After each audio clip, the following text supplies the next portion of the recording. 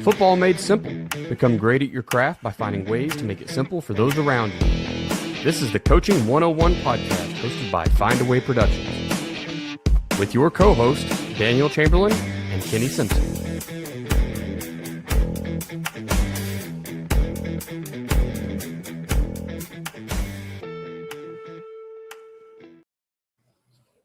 What is happening, coaches?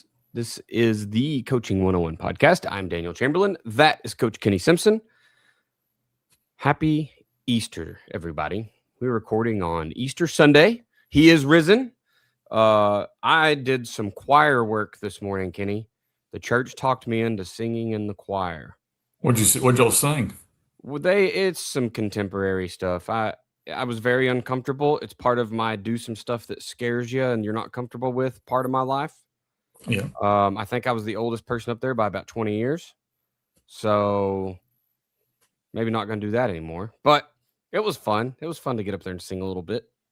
I'd volunteered to play guitar, and I found out I'm not good enough at guitar to play for them. So it was really just reading. I don't know all the chords they had, and I think it probably could be worked out. I don't know. If you people are guitar people, and you can teach me how to move my capo around to turn all these sharps and flats into like regular stuff I know how to play, you just DM me and we'll talk some lessons because I'm not good.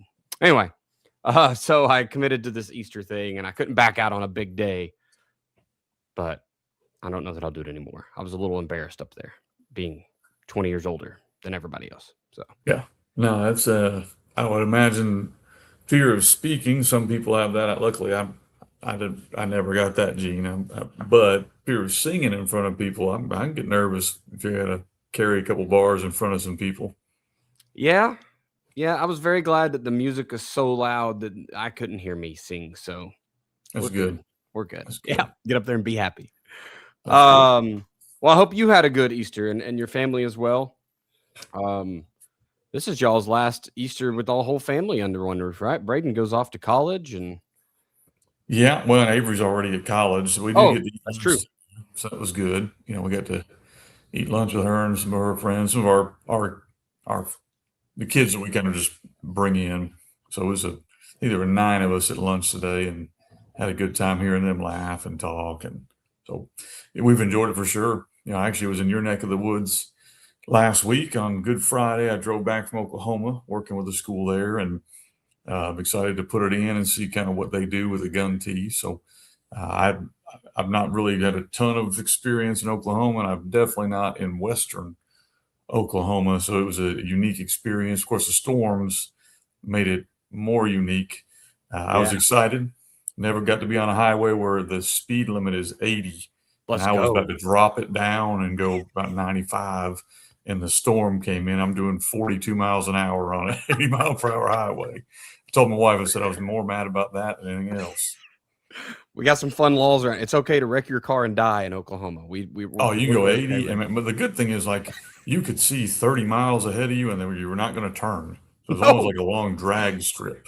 Listen, when I first, completely unrelated, but kind of, I drove semi for a while at Halliburton, and they sent me to Arkansas to get mountain driving, and I was like, "What are y'all doing up here? You didn't level any of the ground. You just built around it all." And out here, it's like, that's why you can't screw up in Oklahoma. You just stay. A pothole will knock you off course before any other thing happens. You know what I mean? You're straight. No, Arkansas, we get places. Arkansas, I've got to get on the driver's side and let my wife drive because she gets car sick because the roads are so all over the place. So a little different, very different. But I enjoyed it. I really did enjoy my time in Oklahoma, and it was a fun deal. Going to Milwaukee for like my 3rd or 4th year. I know you came 1 year, and I think I've been there 3 or 4 years. It looks like anywhere from 175 to 200. I'll be in attendance. It'll be a big one. And then I've got one left in Minneapolis the following week. So I've got 2 more. And then I know we're going to do a big gun tee. So guys that are listening, if you're a system guy, and we'll probably have an email inviting guys that aren't, but we're going to do a gun tee system, kind of a spring install overview. So that's coming up into the month. April the 26th, I think, is the date. I'm still kind of working some details out, but be a Zoom call. where I'll walk through, hey, here's what we're doing for spring. Here's kind of what we recommend you do if you have spring or if you're just installing down the road. And then the last half of the call will be all Q&A, questions that guys might have. So excited about that. I think we're going to try to make those a little more regular. I'm being so busy with clinics, not really being able to get on and connect with guys. And I think we're going to try to do, a couple a month in the coming months.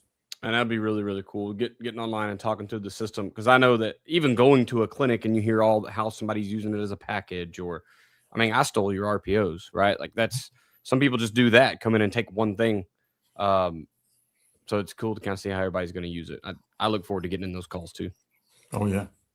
Well, since we kind of jumped into ads anyway, and you talked through, tell me about this book. I know you just got one released, right? Yeah.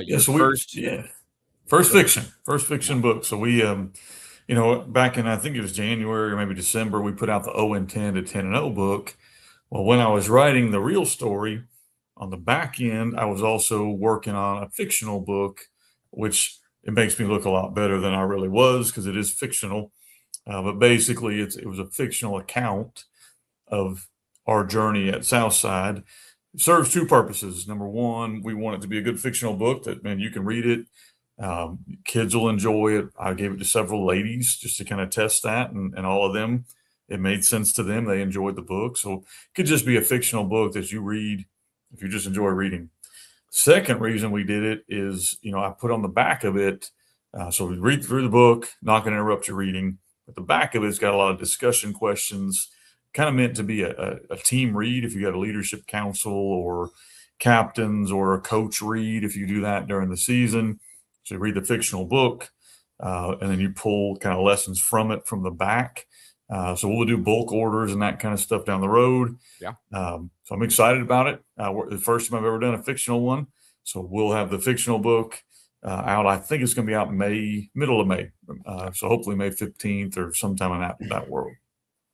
Yeah, that'd be really good. I look forward to reading it just to kind of, it'll be nice to have a football themed book. Although, it may be one that I have to wait a while just because football. So it's hard to go look at something that's not, a prominent coach teaching you scheme or whatever, right. Culture. So still can look forward to that. Real quick, mention these other guys, Ace Sports. If you have not gotten over to acesports.com or made contact, you need to email mark.bridges@acesports.com to kind of hear what those guys can do for you in getting a video board up at your field, or if you're a basketball guy, they can get one up in your field house.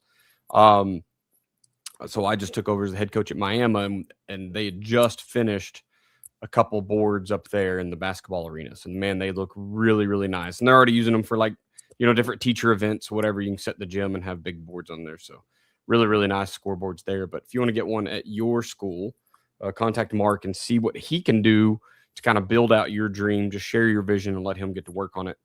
We're pushing it. Here we are in April, and you try to get one this year. You're probably pushing it, but get it started so that maybe they can get you in, or if nothing else, you get the ball rolling for next year.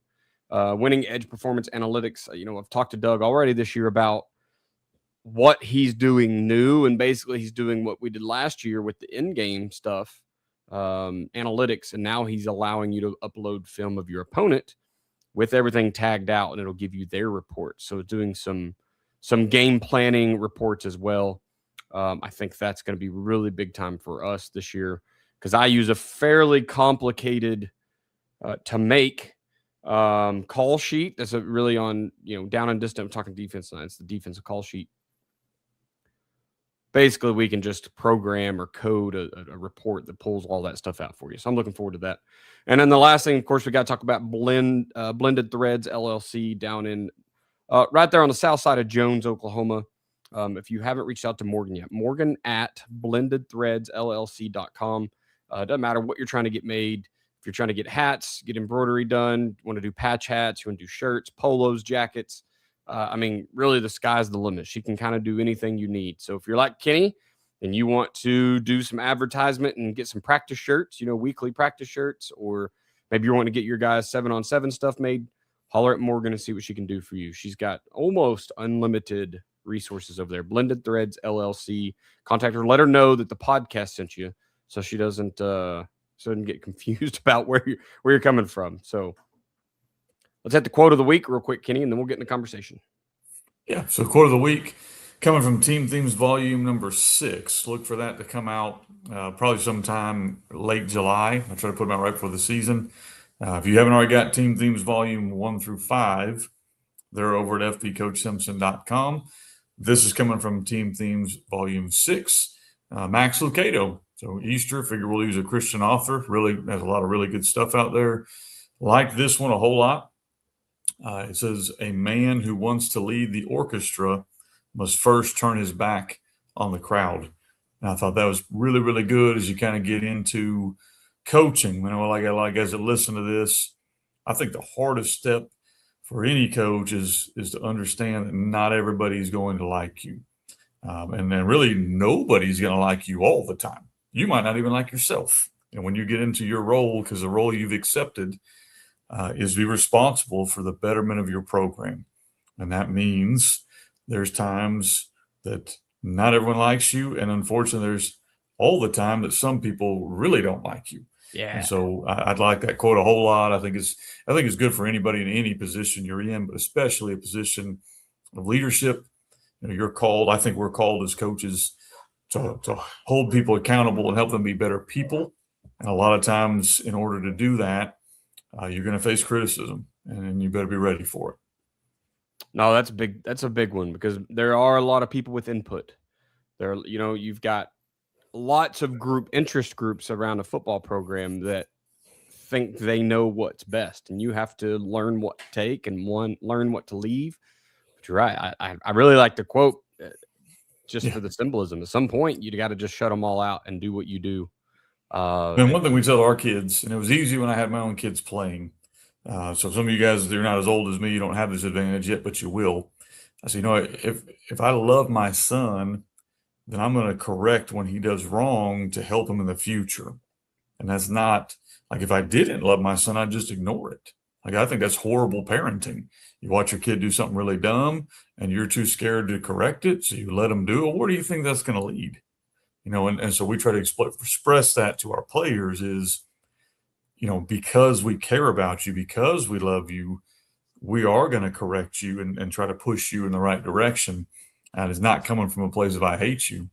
It's coming from a place of you're better than that, and we want you to be better than that. Yeah, I love it. All right, Kenny, man, let's jump in here. So today we are talking about simple defensive answers to the modern spread offenses. So obviously, I know we still see it a lot in our area. Football is, I think, getting back in the phone booth generally. A lot of teams are at least carrying packages, things to kind of bring the game back in compact. Watching the Super Bowl, almost 2 months ago now, and you watch the Patriots, like most of their stuff was some type of condensed set until they got past halftime. And it seems like they finally spread people out a little bit, but that's just kind of what football's doing. We're going back in the phone booth for a little while. But there's still teams out there that understand that space, numbers, leverage, these things matter. And at the high school level, the quickest way to get any of those as an advantage is to spread out those high school kids and make them talk long distance, right? None of them have even seen a long distance phone charge. They don't know what that is, but they really don't like to talk if it isn't on a phone anyway. So getting them out, make them communicate, create problems with that spacing. So I guess the first question we have to start is, how do we defend what these OCs are trying to do with these spread out offenses and the scheme itself, but these modern offenses? How do we defend the space and the tempo with some simple rules? Yeah, no, let me start really quick from the offensive side first, and then I'll kind of come at it from a defensive standpoint. I think that when you talk about spread, you kind of have to define what that is. So for me, generally that's going to be shotgun with 3 to 4 to even 5 receivers who are out of the backfield. So there's lots of ways you can get into that. You can do 20 personnel and be spread. You can be 10 personnel and be spread. You can be empty and be spread. So the second part of that is the tempo. I'm a big believer in varying your tempo. Like if I know your tempo and I get in a rhythm of your tempo as a defensive caller, yeah, you may hurt us early as we're adjusting to the speed of it, but once we kind of adjust to it, I don't think the same tempo all game is good one way or another. Yeah. But I do think tempo is an underused tool that offensive coordinators are leaving on the table. So the ability to go hurry up, which I'm assuming is what you meant by tempo in this one, Daniel. Like most spread teams, when they say tempo, they're talking about super fast. But you can also use tempo, in my opinion, sugar huddle. You can huddle up and sprint from the huddle. Like that's a really good tool for an offensive coordinator.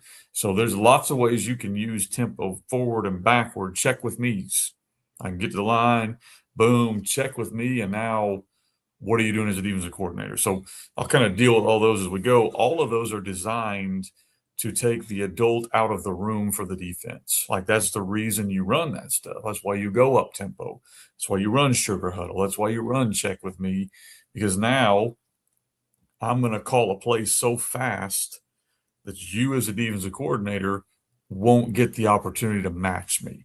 And that's the whole point of tempo. And I think that's why the question is, how do you handle that stuff? Because now you have got to have, I think being a defensive coordinator is the hardest job other than being a head coach, hardest job on the planet, because you're seeing so much stuff. And you have to get 15, 16, 17, 18-year-olds ready to make these calls. So now I'll get into kind of the answer, but that's kind of the problem I think we're presenting here. The answer, I think, is you got to have rules-based defense. Like you got to have general rules you're putting in spring day one that are going to be adaptable to any look.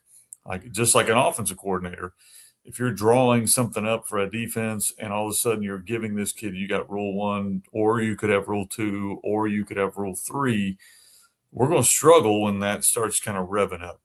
So you got to kind of find a home. That could be a 3-4. That could be a 4-2-5. That could be a 4-4. That could be a 3-3. I'm not telling you what it is, but you need to have a home where the kid knows very, very simple rules. We want our kids to know the rules that are very easy. Like, let's say we take an outside linebacker. Unless we call some stunt, you're always going to be the edge player, which means you always have the outside hip of the deepest man in the backfield. That's one rule. That's all you got to learn. But you think about what that covers. Well, if they run speed option, I got pitch. I didn't have to tell them that. You have the deepest hip. If they run zone read, I have quarterback, because that became the deepest hip. What if the back releases out of the backfield? I'm peeling and covering him. So with one rule, we cover all these problems. You might do the same thing with an inside backer. We're always going to be, so we're going to line up in a 30 between the guard and a tackle, and then we are going to start off having you cross key the backfield. So if there's a quarterback and a running back, you're looking at the one opposite of you. So that helps you now with zone read. It helps you slow play things that might be there. It keeps you on the inside hip. So there's these simple rules, and they can be whatever you want them to be. Right. But these rules need to apply to as many things as possible, because offensive coordinators they're pretty good. And so you need to have as many rules as you can that, let's say I didn't prepare for up tempo. I've had that happen to me. We played a team that all of a sudden decided they were going to run spread week 6. Boom, here they come. And then the year after that, team comes out in flex bone week 7. Week 7, like they had run spread. Decided that didn't work. Flex bone. Well, we hadn't had any time to prepare for that, but we better have built-in rules to at least get us through the first drive or two before we can make adjustments. So you got to have simple rules to help you. Number 2, you got to have a scouting report that's simple enough your kids can execute regardless of what walks out the door. I think too many times as defensive coordinators, we'll kind of, I call it like chasing ghosts. Like we'll try to stop everything instead of saying, okay, let's boil it down to really simply for our kids. So I want our kids to know before we walk out on the field as a defense, who's their best player. That sounds very cliche and simple, but my goodness, what happens if you look up and their best player who's been a running back is split out at receiver? What do you think's about to happen? So we want our kids to kind of know this is their guy. If we stop this guy, we have a really good chance to win. Maybe it's 2 guys, but we're going to keep it 1 or 2 guys. We're stopping them. And then we might even do the flip side of that. hey guys, we can't just ignore our rules, but they've not thrown this kid a ball in 9 games. Well, so if I'm going to help off somebody, probably where I'm going to help off. But if I look out there and the stud's out there, I probably don't want to blitz off of him. So you got to give these kids these really simple game plan tendencies. I try to always give them kind of maybe 2 calls they can make depending on what they see. Like if I'm a DB, we can be in cover 2 read or cover 3, depending on whatever the look is. If it's trips, here's the 2 coverages you're free to call. And we pick the smartest DB with the most experience and we give it to him. Now, we may overrule you and call something from the sideline, but if it gets into they're just going, you can live with one of these 2 options and we're okay with that. And we pick the linebacker up front, who's also the sharpest, most experienced, and tell them the same thing. These are the 2 or 3 calls you have to a tight end. You can make these calls. If we can't get the call in, this is what we're doing. So give them some options they can do. Final thing I'd point out here is, as I've seen this too much, it's okay to use timeouts on defense. I'm a Miami Dolphin fan, and I feel like we were like, it's illegal to call timeouts on defense. Let's just let them do whatever they want to do, because there's times that, sometimes they get you. Right. But don't let them, if they get you on defense, that's a freaking touchdown. Call timeout. My mindset is if I'm on offense and you got me on defense, it's probably a sack. Okay, we got a punt. But you line up out there sometimes, you look out there and you got a 14-year-old on the other side of the field playing corner. They lined up in quads and your linebacker's about to blitz. That might be a good time to call timeout. Things are not going well. I think it's okay to have all of these things working with you. But to me, when you have tempo, you better have these simple things for your kids to be successful. Yeah. Those are really good points. And I'm going to start my second point first because of what you just said, but alignment has to be of utmost importance. Like you said, you got to do some of that game planning, figure out who they're using, where personnel matters, and then how are you aligning to adjust to whatever that formation, that personnel. Look, we are both formation guys. We both want to throw a whole bunch of formations on the football field when we're on offense. So you got to figure out if that's what they're trying to do, or if they're more of a kind of traditional spread where they're just wanting to be in 2x2, 3x1, and then throw an empty out there from time to time, right? So you got to be able to align to what they're giving you, and then that gets your kids started in a pretty good place to make a positive effect on what the offense is about to try to do. The second one is I think you need to know why they're trying to spread you out, right? If, once again, personnel really matters, what kids they're putting where, but if they just have one dude, it may just be spreading you out to empty out the box. And maybe you don't need to get into all these too high, all these, crazy looks. Maybe just some base cover 3 is fine, right? Because you just need to be able to load the box, keep 8 people down, and make them have to make those throws or whatever, taking them away from what they're trying to do. Make them tear the first page out of the playbook or however you want to look at that. And the other one is what other advantages do they gain?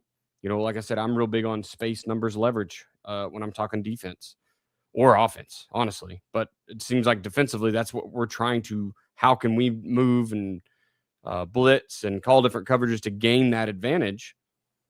So I don't want to give that up to the offense. So where are they trying to gain those advantages? Where are they trying to outnumber us? Is it, trying to overload you? You mentioned quads a couple times. You mentioned empty. Are they just trying to make your kids think? Are they trying to make you check 2 or 3 times and get out of the fun stuff you want to do and get into a thing that's, they're forcing your hand, just forcing you to play vanilla? Kind of what is it that they're trying to do? Which is what tempo does to a lot of guys, right? If you come out fast, they don't have time to call their 7-word blitz. They have time to throw up a hand signal or point at a number on a thing and hope everybody can read it fast enough. But man, if you can hurry up and switch personnel, right, on offense, that's pretty dangerous for a defense. If you can, in Oklahoma, we have rules that help. We don't have to wait for you to match our personnel change. If my tight ends are waiting on the sideline and the ball's tackled and they run on and 2 guys come off, we can set the ball down and go. There's no ump is going to be standing over the ball telling you, nope, the defense has to sub. Sorry about you, man. We're going. So defensively, you guys think that same thing. If that's what tempo is doing to you, Kenny, I love what you said about I think it is almost frowned upon to use those timeouts on defense, especially if the head coach is an offensive guy, because he wants to save them so he can make the best play later and score those points. But letting that defensive coach, or whether it's you as the head coach or the coordinator, but letting them have some of those resources too is not wrong, especially when alignment's bad. I've given up some touchdowns as a DC due to a kid just being on the wrong side of the field and not feeling like I could call timeout. So it is good to let them know. By all means, burn that bad boy. The simple rules, and you mentioned this a little bit as well. You just can't overload kids with too many if-thens, right? We've been talking, obviously, we're building out a staff now at Miami, and we've been talking what defenses we want to run.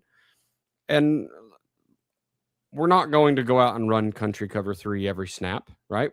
We're going to go out and run some stuff that is a little bit of fun for the kids to operate. It gives them some rules. We're going to give them some, I guess, a little bit of leash to go out. Hopefully it's not rope, and hopefully they're not hanging themselves with it by week 3 or whatever. But we're going to give them some room to go out and call some rules. Like you said, Kenny, give them a couple coverages. What do you think is the advantage here based on some guidelines that we've given you throughout spring camp or spring ball and 7-on-7 and all that? What puts you in a good position here? And then what are your weaknesses? Do you know those weaknesses? Can you play off of those weaknesses? So, but simple rules, or at least simple enough to keep kids from just being completely mind blown by the things that these spread offenses are trying to do. Jumping to part 2 here. How do you reduce, and this is going to come, we both just said we're going to let kids make calls. So here's the first part. We're going to expect those mental busts. We're going to expect the mental errors, right?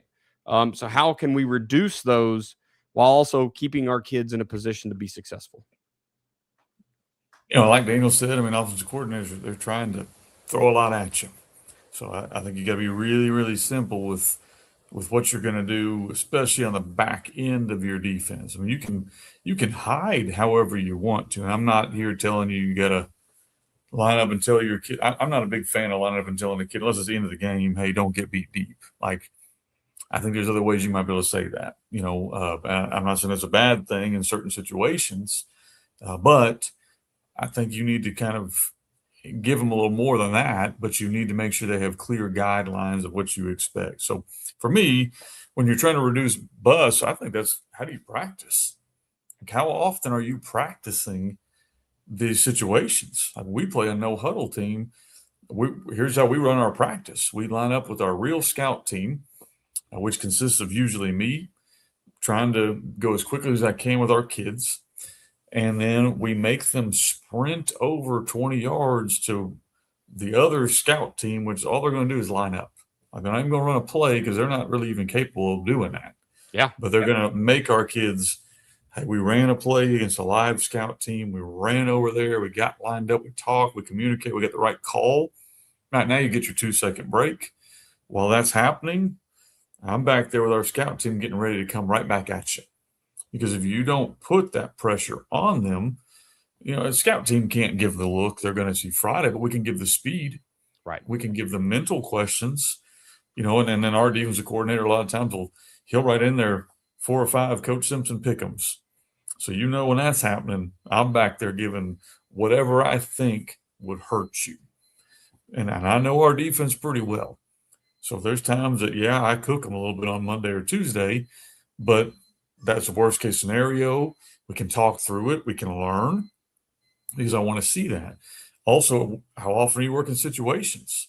We spend Wednesdays all day. Every single play on defense is a third down. Every play. I think we do red zone on, I think it's Tuesday or Wednesday. I can't remember which day Coach Denton likes to do it, but we're going to do red zone at least twice a week. So our kids kind of know what changes. How often have you been your DB's backing up, keeping guys in front of them, and gives up a slant on the 1-yard line. And you lose your mind. Well, how often have you practiced that? Have you told your kids that when they get inside the 20, now I'm more mad at you letting them throw underneath than throwing over your head? Have you had that conversation? Have you talked to your blitzers about, look, we want to make sure we set a kind of a wide edge in the middle of the field, but down here in the goal line, it better be kind of a tighter edge? Have you talked to your linebackers about, hey, we might be at 5 yards, but if they're at the 1-yard line, we probably need to scoot up. Have you gone through the situations? Because if you haven't, you're going to have a lot of mental busts. I'd rather have those mental busts happen on Tuesday or Wednesday, where I struggle, and a lot of defensive coordinators will struggle, is we don't let them fail in practice. Like I stand back there at the fifth safety, and I go, hey, we got trips. Well, man, don't tell them that. Like, make them see that in practice, and when the play is over, then correct them. Yeah. But you're not going to be, Daddy's not going to be out there on Friday night. Y'all better figure it out. So I think you got to be careful of that kind of stuff. I think you need to film. Like, how much film are you watching of your opponent? Our kids, again, Daniel mentioned you can't give them too much. You can't go through there and expect them to sit through an hour-long film session with detail. We would love if they all did that. And if we coach at the college level or we were at some private school, maybe that's possible. The world I live in, let's talk about 15, 20 minutes. Let's have a dedicated playlist to make sure we're hammering the one or two things we want them to know. And then we hope by Thursday, Wednesday or Thursday, we're popping the film up and they're calling the plays. They're calling the plays. They're calling their keys. They're pointing to their keys. So how much film are you doing? Because I'm not a huge fan. Some kids learn better by reps, and that's fine. But you don't want to wear them out. So how are you, either through film or maybe a walkthrough period? We want our kids where it's just routine. So by Wednesday or Thursday, they're making the calls. And then our big deal is don't get beat before the snap and don't get beat after the snap. Like, don't get beat by alignment and don't get beat by being stupid. We finally got to stop. We don't need you showboating, giving them 15. They may snatch it on your head. That happens. They may outrun you. You might miss a tackle. All of those things we don't like, but we can live with. We never want to get beat because we lined up wrong. I think it was some stats somebody pulled out that said 80% of touchdowns, defenses give up long touchdowns, had something to do with alignment. Yes. We don't ever want that to happen. And finally, I wrote down on here, you got to have kind of non-negotiables. So that you got to have your kids thinking through things. So like if you're a DB and you're ever in doubt, do we want you to move forward or backward? Well, in our system, backward. Like we like you being aggressive, but if you're not sure, stay back. If you're an outside linebacker, we like you being aggressive. We want a tight edge. But if you're unsure, set a wide edge, because where can you not get beat? So your non-negotiable is you cannot give up the edge. If I'm a DB, my non-negotiable, I can't let them throw it over my head. That's touchdown. So these are our non-negotiables. So if we ever get into a gray area or we're confused, we kind of can defer back to those things. Yeah. I like it. I like non-negotiables. I like giving non-negotiables to kids, and whether it's offense or defense. The film reps is something I think I personally am not sure that kids watch film anymore. So you do have to develop that in them again while you have them at your school, right? Whether that's, I'm still not a fan of hey, let's sit down on Monday and watch every single rep of our game. And then when I really have you asleep because we won or lost, we already knew the outcome. We don't really care. We were looking for that one play we made, but we don't care that much about the rest of the film. Oh, hey, now let's throw on the opponent's film and watch every snap they sent us. 2 games, 120 snaps apiece. I just don't think kids are built for that. I'm not built for that. Okay, I'm not sitting down and watching straight through 2 or 3 games in a row. I'm just not going to do it. I'm going to get in and get the stuff that I need and then move on with life. I think that's where we have to get for our kids as well. I'm really gotten into the Cody Alexander stuff the last 12 months.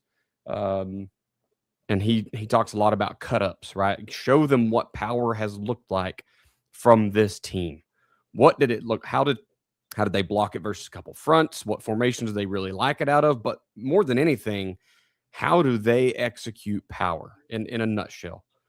Maybe their favorite pass plays, right? So same thing here. These spread teams are doing, like I said earlier, they're either spreading you out to run or they have a dude that can spin it and they're going to try to get it out there. So what does that look like as a defensive player? I need to know, are there any telltale signs? But more just, what does it feel like? Where does that take advantage of what we're trying to do on defense? I want to go back to what you said about rules-based defense in the last part, but we put that in a lot with with our offensive side, right, Kenny, and we say same as coaching. Okay, this is going to be, look, this is GT counter. It's the same as GH counter. It's just another guy pulling. You other 10 guys or 9 guys are all doing the same thing. The H-back stay home and the tackle pulls this time, right? That's same as coaching. It's the same as that with this wrinkle. That's something we've, been studying in the Cody Alexander system. I love his push rules. You get into the sky side, you got to have a push rule because why? Well, we're building a box that doesn't come underneath 5 yards. Now they're adding a hat or they're moving a tailback out fast or whatever that looks like. Who's taking him? We got to have a push rule. Well, then you jump over. What's the next? I feel like everybody's favorite right now is Rip Liz match, right? Like they want to go run Saban's cover 3 stuff. Guess what? It doesn't have a push rule. So how are you going to do that, right? How are you going to – that tailback just took off. You're trying to run 2 different versions. You're trying to run Cody Alexander stuff and you're trying to run Saban stuff. You better have some same-as coaching. You better make them rules fit or those kids are off. Somebody's going to follow the tailback when you don't want them to, or even worse, not follow the tailback when that's their job. So not doing your job either way there, I guess, is bad. I don't know which one's worse. But I think, too, I think if your kids are advanced, I think you can teach them a lot more conceptually. Like you can teach them, we're going to run cover 2, we're going to roll into cover 3, and you can kind of give them more freedom. Yeah. Okay, if we're rolling cover 3, you're not coming up until you see something break in your zone. Like that's a pretty simple rule. I think we can handle that. But then they run a 2-yard shoot route on 3rd and 12, and your corner jumps it, and they throw the out behind them. And you go, okay, so maybe our kid's not ready for that. So then I think as coaches, you can either teach them conceptually or you can make the job harder on yourself. So like for us, we came up with the word sticks. So we just tell the corner, hey, corner sticks. Like, so you having to decide, is this the flat route I jump or is this the flat route I jump? The stick word tells you jump nothing before you get to the sticks. And you're going to sit there regardless. We take the thinking out of the game for our 10th grade young corner who's just learning. So I think there's 2 ways you can handle that as a coach. You want to teach concepts. That's what we want. But do you have words like offense? I know we do. We got words where I see it and we call it and bam. Do you have the verbiage in your defense where you can handle those things? Yes. I love it. I also, and I'll probably, not everyone's going to love this take, but that's okay. That's what I'm here for. I think that country cover 2, cover 3, cover 4 gives up more of a weakness than just assuming your kid is going to have a bust. I think the offenses are so adapted to taking advantage of base covers, base spot drop coverages, that you put yourself at a disadvantage by running those all the time. I know that when you used the word advantage a moment ago, a lot of coaches will say, well, my kids are dumb. I sat in an office too many days and we got the dumbest kids. We have the dumbest kids. Our kids can't remember nothing. So we want to teach them spot drop coverages. But then we get mad at them when they can't make up their mind because they flooded that zone with 2 or more receivers and he doesn't know which one to pick. And inevitably he picks wrong. I think that if you run some kind of match stuff, it takes a little more expensive in the front end, but you take a lot of thinking out because all of them become man. And if that's the best coverage in football is just go play cover 1, right? Like if you've got the cats to do it, go do that. Well, if you ain't, the next best thing is to read and then get you into cover 1 on a guy who was already running to you anyway. So I think that you want to reduce mental bust and errors, just go get really good at one match coverage. Throw off every once in a while with a spot drop just to keep people honest. But I think if you just go get really good at 1, whether it's read 2, I know a lot of people love the palm stuff, Rip Liz and just run, 3 match. Whatever it is you want to do, I think you go get really, really good at 1 and then see if your kids don't have less of those errors and mental busts. Some of you are going to think I'm crazy, and that's absolutely okay. I think that puts kids in the best position to be successful, play in and play out versus turn and run. And I'm mad at you when you give up a hitch because you were headed to the deep third. It is what it is. Jump in the last part here, Kenny. So what are some methods that you have used? And I know that Coach Denton is your DC, and I don't know how involved you are with you calling the offense. I'm sure sometimes you're just like, hey, go do the thing. But what are methods you guys are using to keep the defense as simple as possible without being elementary, without being one base spot drop coverage every single snap? Yeah, again, I'm blessed. I think Garrett does such a good job on defense, but we do meet, and there's certain things that I don't really give him a whole lot because he does such a good job, but I'll give him a couple little, hey, here's my non-negotiables. Have fun with the rest of it, and he's done a really good job. So, but all that being said, there's a couple things that we try to do. I kind of mentioned them a little bit in the first question, but like I'm not a big fan of going out into a game unless your kid knows like who they're keying. And that's step one on defense, in my opinion, is who are we looking at? And some games you may want to move that a little bit depending on what offense you're facing, and I'm fine with that. But what are we looking at? Like, who is our tell? Who are we keying to make sure that we're going to move as quickly as we can? You want to turn a 4-7 into a 5 flat, don't give them directions. Yeah, let's go. You want to turn a 4-7 into a 4-5, give him a really simple, quick key that he can, trigger and go. A lot of times people would play us a couple of years in the past and say, I feel like you're blitzing every play. No, we got real simple keys, and when they see it, they're given a lot of freedom, sick it. And so we want simple keys for our kids and rules that are rarely going to change. I understand that you go from a double wing to a spread team, your keys will change a little bit. I get that. But for the most part, here's our rules. They're really not going to change. Daniel kind of mentioned that could be cover 2 read. That's fine. How are you teaching that? That could be, for us, that's kind of our world we live in. And then we have rules for if I have 1 receiver, we're running this. If I have 2, we're running this. If I have 3, we've got a couple options, but here's our base. Yeah. What if I have 4? Here's our base. And so we got things we can go to, but they can always go back to their home. They can always kind of go back to their base, and we tell them you're never wrong in your base. Like there are better things to run, but you're never wrong to kind of live in your base key, your base rule, your base defense. You're never wrong to live in that. There are things that could be better, but we want to kind of live there. And so I think to us, we're going to hammer that stuff home, hammer home the base, hammer home their rules. And then Daniel, you kind of mentioned it. I think you got to teach the concepts as much as you can. Like guys, if we're calling edge blitz, what does that mean? Well, somebody's probably coming off the edge. Okay, you're a genius. You figured it out. Somebody's probably coming off the edge. You're right. So the guy coming off the edge, do we think he would be the force player or an inside player? Coach, he's probably the force player. We're a genius again. So let's talk about this. What if that guy comes off the edge? What's his job? Well, he's got the edge. So do you have the edge? No, sir. So you can play the inside. See how that works? Yes, sir. All right, well, what if we blitz the guy off the edge and you're the defensive end? Would we want to bring the guy off the edge and have you on the edge? Nope, probably don't want to do that. So if we call edge, probably what do we want you to do? Well, I should probably go inside. And so you try to solve a lot of these things by teaching the blitz as a concept. Well, watch, guys.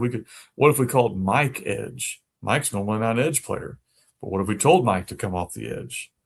So now what's Mike playing? Well, he's playing the outside hip. He's playing the rules this guy has. And you do the same thing with coverage. We're going cover 3. We're rolling our safety down. Where do you think he's rolling to? We probably want to roll him to one of the blitzers we just sent. He's going to take that guy's job.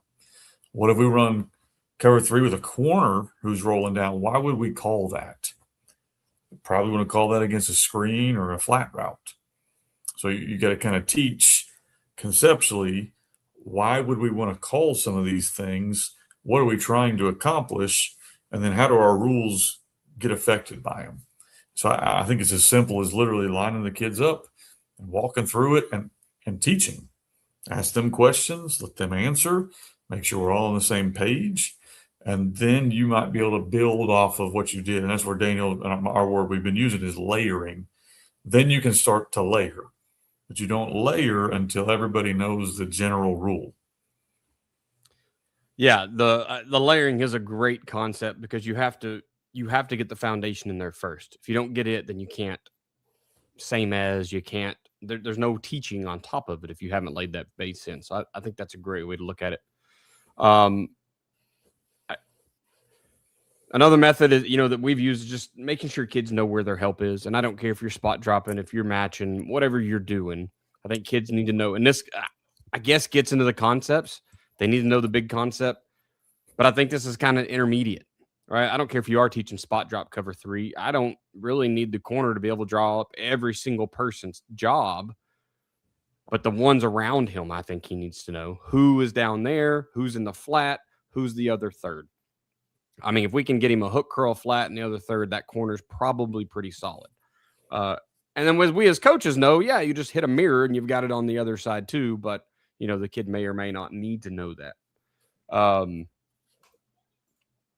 Personnel packages.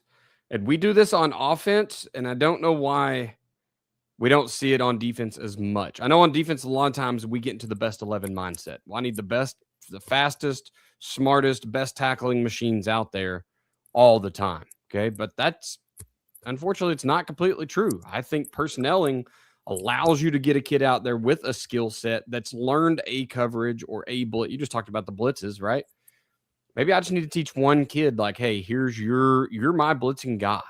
Now, sure, that's a tendency, right? That's a tendency, and you're going to have some breakers. But if you mentioned 4.5 speed a while ago, or 4.7, like, if I got a kid that can go, just flat go, I'm going to not put him on the sidelines because, hey, this other kid's a more well-rounded player. No, right? We're going to get him in there somewhere and let him torch the edge player, whoever's supposed to be setting the edge of that offense. We're going to light them up. So making sure you're highlighting the strengths of your kids, whether that's intelligence, just overall football IQ, putting them in a position where they can, move the pieces around them, remind people what they're supposed to do, have a real effect on the game. If that's, just a sticky corner that, man, nobody can shake him, just making sure you're personnel him for matchup purposes, putting him on the best receiver. So that's just one less thing you have to deal with. Using personnel, though, use those players, figure out what their strengths are and highlight them within your defense, which honestly goes for either side of the ball. But I feel like we 11 and 12 and 20 and 10 personnel, everything on offense, but on defense, it's like even and odd, maybe. And we're like 90% nickel guys anymore. Everybody just wants a little skinny kid out there. Like, it's okay to put a dude on the edge and just let him, you want to teach him the wrong arm or whatever, but now you've got a little corner that's playing nickel. So make sure your personnel people are using those packages. I think that's it, man. Sponsors one last time here. Don't forget to jump over to Ace Sports. You can see them on the screen if you're watching. I finally bit the bullet, made an overlay. Took me a whopping like 10 minutes. Don't know why. I just thought season 8, let's go. We didn't even talk about that last week, Kenny. Season 8 started with a whisper. We didn't even mention we are in season 8 of the Coaching 101 podcast.